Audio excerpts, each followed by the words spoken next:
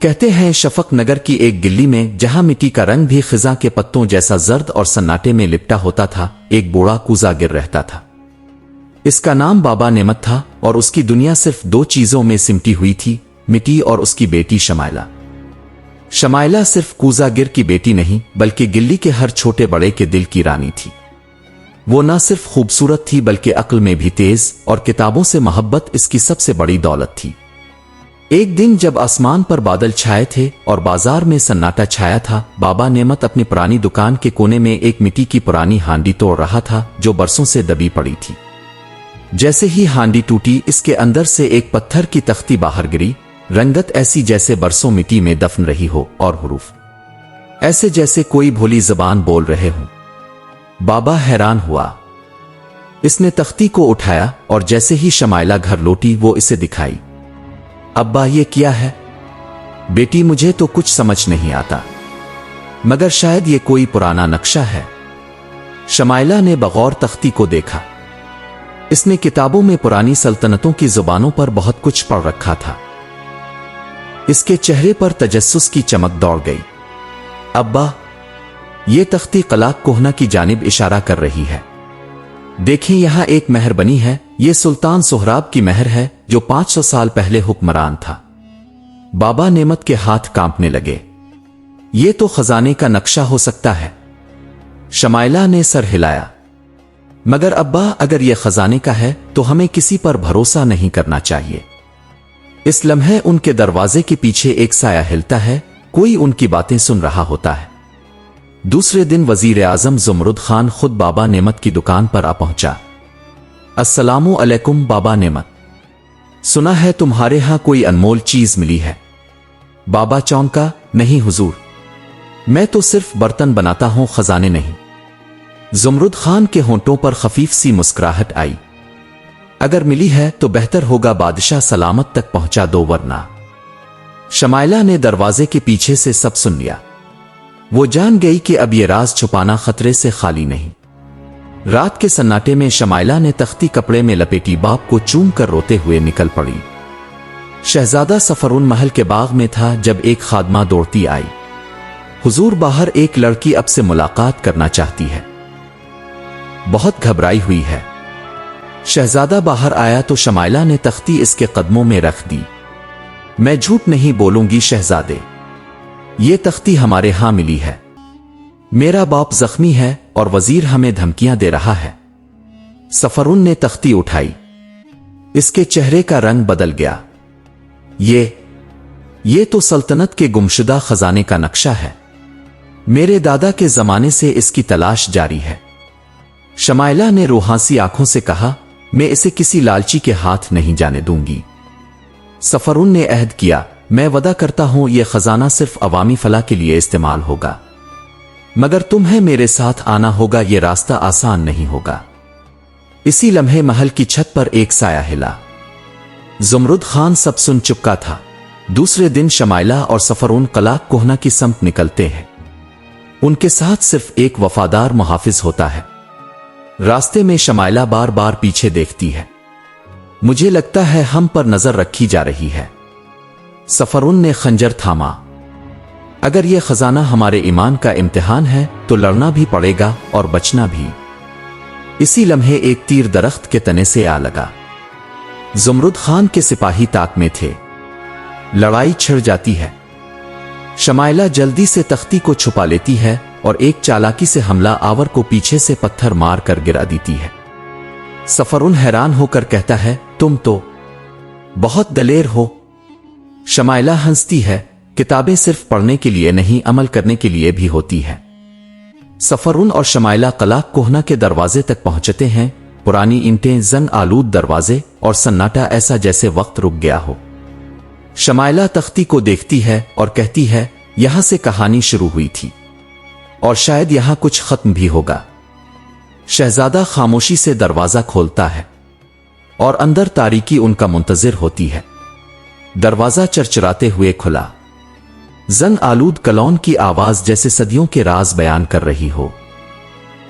कलाक कोहना के अंदर कदम रखते ही यूं महसूस हुआ जैसे वक्त थम गया हो। हर तरफ धूल, पुरानी दीवारें और हवा में एक अजीब सी सन्नाटा खेजी।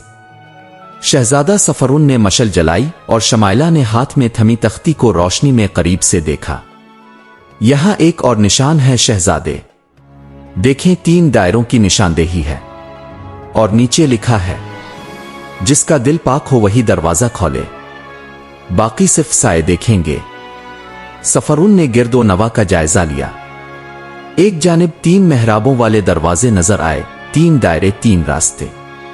हमें रास्ता चुनना होगा, सफरुन बोला। शमाइला ने तख्ती को तीनों मेहराबों की समत ले जाकर मिलाया, मगर सिर्फ दरमियान वाला दरवाजा था जहां रोशनी तख्ती पर वापस पलट रही थी। यही है, शमाइला ने पुरयकीन अंदाज में कहा। सफरुन ने दरवाजा धकेला और दोनों आगे बढ़े। राहदारी लंबी और परपेच थी। कुछ देर बाद एक बड़ा हाल नुमा कमरा आया, दरमियान में एक पत्थर का सुतून और सुतून पर जिमी एक तलवार।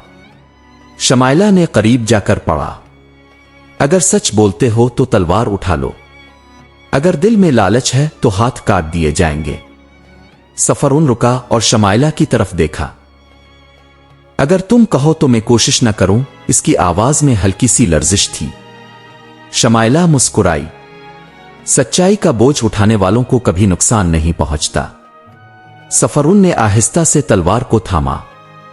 लम्हा भर के लिए रोशनी झलकी और तलवार सुतून से यूं निकल आई जैसे पानी में उंगली डाली हो। इसी लम्हे जमीन हल्की सी लरजने लगी और कमरे के एक कोने से पत्थर की सीढ़ियां नीचे उतरती नजर आईं। वो दोनों नीचे उतरे।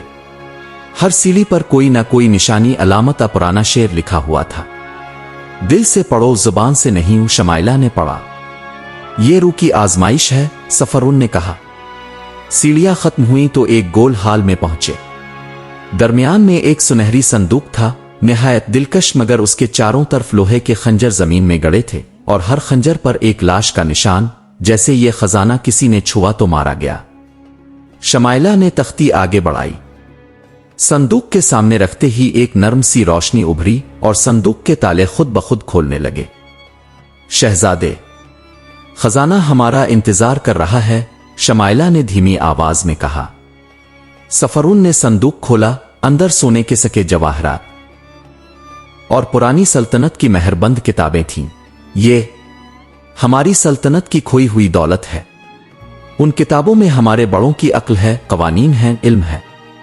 शमाइला ने आजिज़ी से कहा, और अब इसे अवाम की फलाह के लिए इस्तेमाल होना चाहिए। लेकिन इसी लम्हे पीछे से कदमों की आवाज आई, जुमरुद खान और उसके मुसल्ला सिपाही।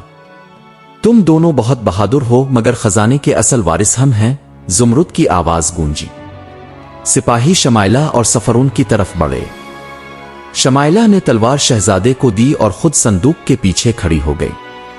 सफरुन ने ललकारा, ये खजाना तुम जैसे लालचियों के लिए नहीं, जो अवाम का खून चूस कर खुद को अमीर बनाना चाहते हो। जुमरुद खान हंसा, ये खजाना ताकत है और ताकत मेरी है। लेकिन इसके अल्फाज मुकम्मल भी ना हुए थे कि जमीन एक बार फिर हिली और खजाने के इर्द गिर्द रोशनी फैल गई। संदूक पर एक नया पैगाम जाहिर हुआ, जिसने जुल्म से खजाना छीना वो खजाने समेत दफन होगा। अचानक पत्थरों की दीवारें गरजने लगे और खंजर जुमरुद के सिपाहियों की समत झुकने लगे। जुमरुद चीखा, मगर देर हो चुकी थी। शहजादा और शमाइला ने तख्ती वापस उठाई और भागते हुए सीढ़ियां चढ़ीं। बाहर निकलते ही सूरज की रोशनी उन पर पड़ी, कलाक कोहना जैसे बरसों बाद रोशनी देख रहा हो। शमाइला के चेहरे पर सुकून था और शहजादे के दिल में शुक्र। सल्तनत में वापसी के बाद बादशाह को सब सच बताया गया। खजाने को अवाम की भलाई, मदरसों, अस्पतालों और गरीबों की इमदाद में लगा दिया गया। जुमरुद खान की साजिश बेनकाब हुई और इसे इबरतनाक अंजाम दिया गया। एक दिन महल के बाग में बादशाह ने शहजादा सफरुन और शमाइला को बुलाया।